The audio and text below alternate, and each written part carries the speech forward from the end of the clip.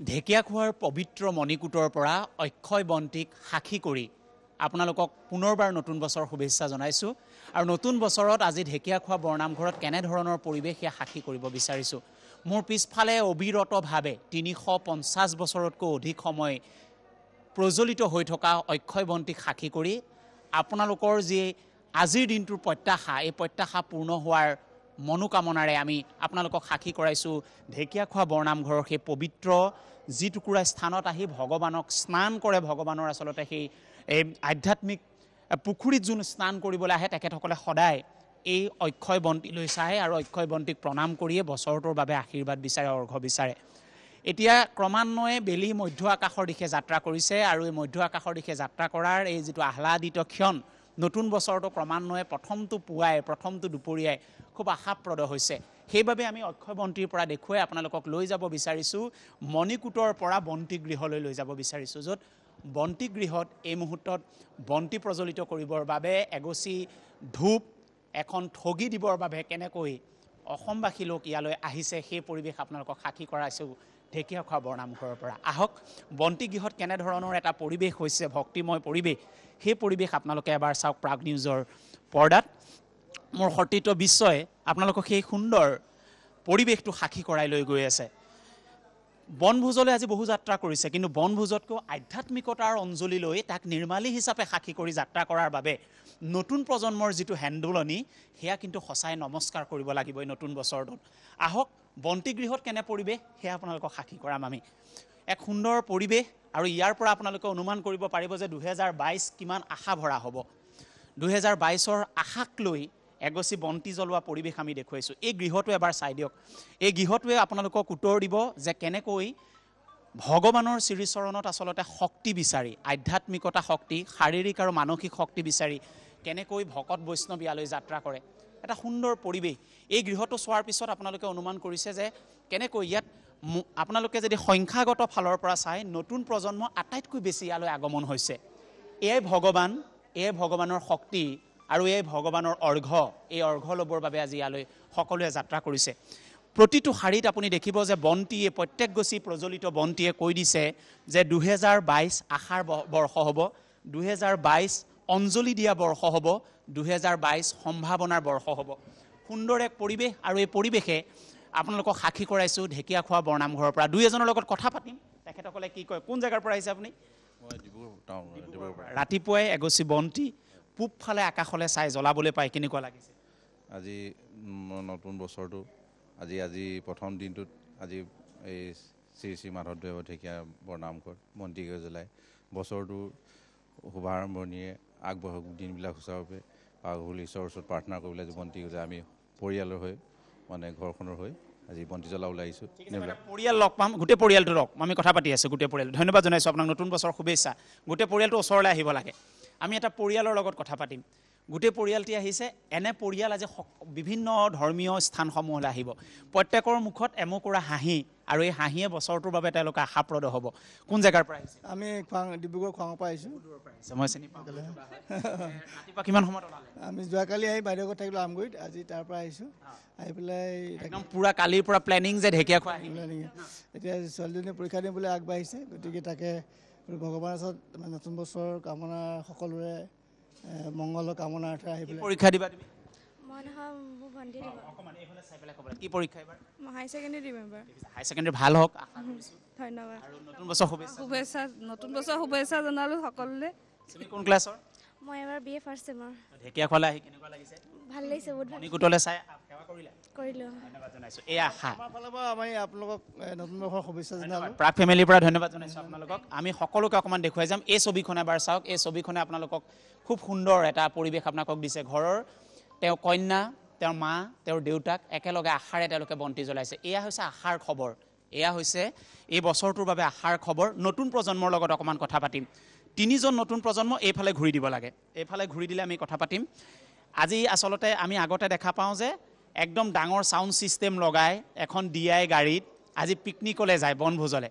ব্যতিক্ৰম, প্ৰথম ভগৱান, তাৰপিছত বনভোজ, হয়নে? কেনেকুৱা লাগিছে? বহুত ভাল লাগিছে। প্ৰথমতে মই আপোনাক মোৰ ফালৰ পৰা নতুন বছৰ শুভেচ্ছা জনাইছোঁ আৰু লগতে ইয়াত থকা সকলো ভকত বৈষ্ণৱক নতুন বছৰ শুভেচ্ছা জনাইছোঁ। কোন জেগাৰ পৰা আহিছে তোমালোক? আমি তিনিজন লখিমপুৰ হয়। লখিমপুৰ উত্তৰ অসম। হয়, কালি আজি ৰাতিপুৱা ওলানে নে কালি আহাল? কালি অহা হয়, কিন্তু আমি ইয়াতে আছোঁ, ইয়াত কামতে যোৱাটোত আছোঁ। ভাবিলোঁ প্ৰথমতে ইয়াতে আমি সেৱা কৰি লওঁ। ঠিক আছে, মোক এটা কথা চমুকৈ ক'ব লাগে যে এই জ্বলাই মনটো তিনিওজনৰ কিমান ভাল?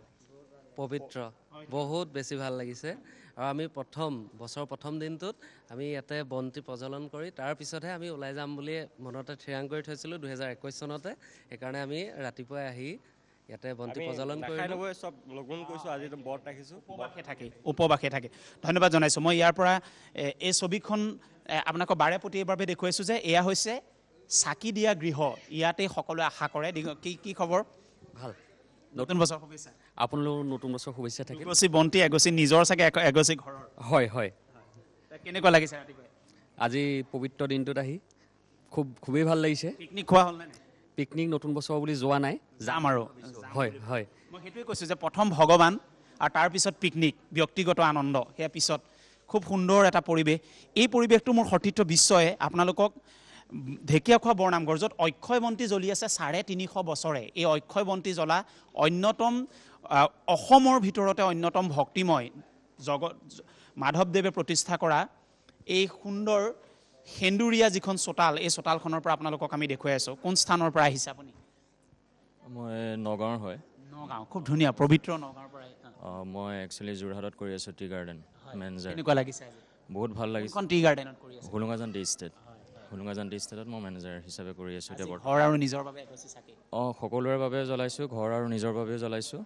আৰু কি আশা কৰিছে 2022ত নতুন বৰ্ষত সকলোৰে যাতে ভাল হওক, বাধা বিঘিনি যাতে সকলোৰে আঁতৰক, 2021ৰ দৰে যাতে নহওক যাতে, আৰু নতুন বছৰটো যাতে সকলোৱে যাতে ভালকৈ পাৰ কৰিব পাৰে। আৰু আপোনালোকো নতুন বছৰৰ শুভেচ্ছা থাকিলে। ফেমিলিৰ পৰা আপোনালোকক ধন্যবাদ জনাইছোঁ। একা বেকা পথেৰে 2021 গ'ল, কিন্তু 2021ৰ পিছত এটা আশাৰ বন্তিত আপুনি এই মুহূৰ্তত মেচৰ কাঠি মাৰিছে, মই দেখিছোঁ। খুব ভাল লাগিছে চাগে মনটো?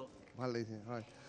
জয় জয়তে আপোনাক সকলোলৈ কৈ মোৰ ফালৰ পৰা নতুন বছৰ ওলগ জনালোঁ। কোন জেগাৰ পৰা আহিছে?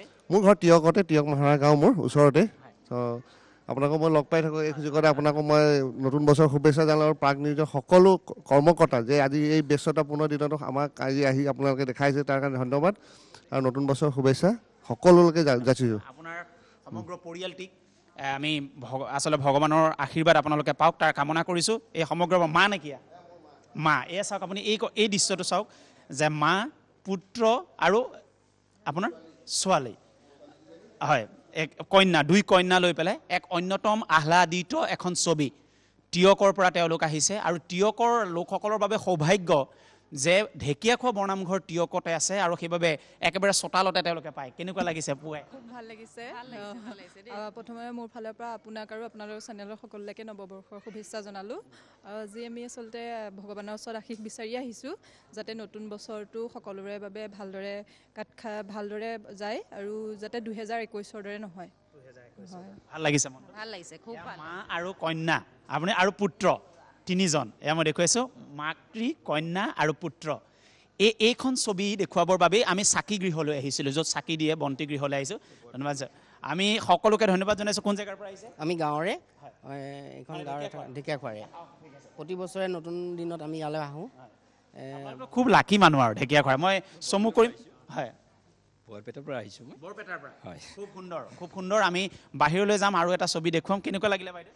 খুব ভাল লাগিলে। আজি আচলতে সুধিবই নালাগে, আজি মনটো ভালেই। আজি বছৰৰ প্ৰথম দিনাখনে আহি ভগৱানৰ ওচৰত অৰ্পণ কৰিছোঁ সেই বন্তি এগছি, যাতে আমাৰ লগতে সকলোকে, লগতে আপোনালোককো কুশলে ৰাখে, মংগল কৰক।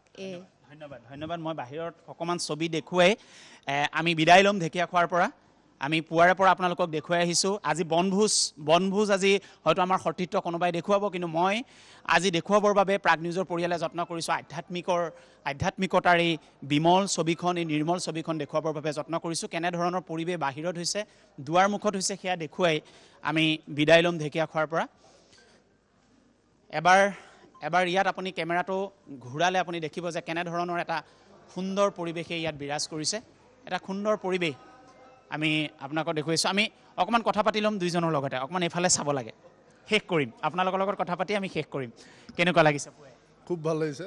নতুন বছৰৰ ৰাতিপুৱাই ঢেকীয়াখোৱা বৰনামঘৰত আহি মনটো মানে ভাল হ'ব বছৰটো আশা কৰিছোঁ যোৱা বছৰৰ যাতে নহওক আৰু প্ৰথম দিনা আহি চাকি এগছ জ্বলাই সেয়াই আশা কৰিছোঁ আৰু সকলোৰে ভাল ঘৰৰ গৰাকীয়ে ক'লে চাকি পিকনিক যোৱা হ'লনে নাই নাই নাই যোৱা হয় নাই যাম আৰু ভগৱানক প্ৰথম তাৰপিছত আমাৰ হয় হয় হয় বছৰটোৰ বাবে শুভেচ্ছা ধন্যবাদ আপোনালৈ থাকিল ধন্যবাদ এয়া হৈছে আজি তেওঁলোকৰ পৰিয়ালটি এই পৰিয়ালটি ইয়ালৈ আহিছে শেষবাৰৰ বাবে গুৰু আসন দেখুৱাই আমি ঢেকীয়াখোৱাৰ এই নিৰ্মল পৰিৱেশৰ পৰা বিদায় ল'ম খুব সুন্দৰ পৰিৱেশ সকলোৱে বছৰটো প্ৰথম দিন ভগৱানক দিছে আৰু তাৰ পিছৰ যিটো কেলেণ্ডাৰ বাকীখিনি দিন নিজৰ বাবে আনৰ বাবে পাৰ কৰিব এয়াই হৈছে অসমীয়া লুইতৰ পাৰৰ লোকৰ আজিৰ যিটো নিৰ্মল পৰিৱেশ এই পৰিৱেশটো আপোনালোকৰ সাক্ষী কৰালোঁ আমি আশা কৰিম আজি সকলোৰে শান্তি হ'ব মংগলময় হ'ব আশাপ্ৰদ হ'ব এক সঞ্জীৱনী পাব এই ভগৱানৰ আশীৰ্বাদ লোৱাৰ পিছত আৰু এই সঞ্জীৱনীক লৈ সকলোৱে যাত্ৰা কৰিব মই ঢেকীয়াখোৱা বৰনামঘৰ পৰিচালনা সমিতিৰ সভাপতি সাক্ষী কৰি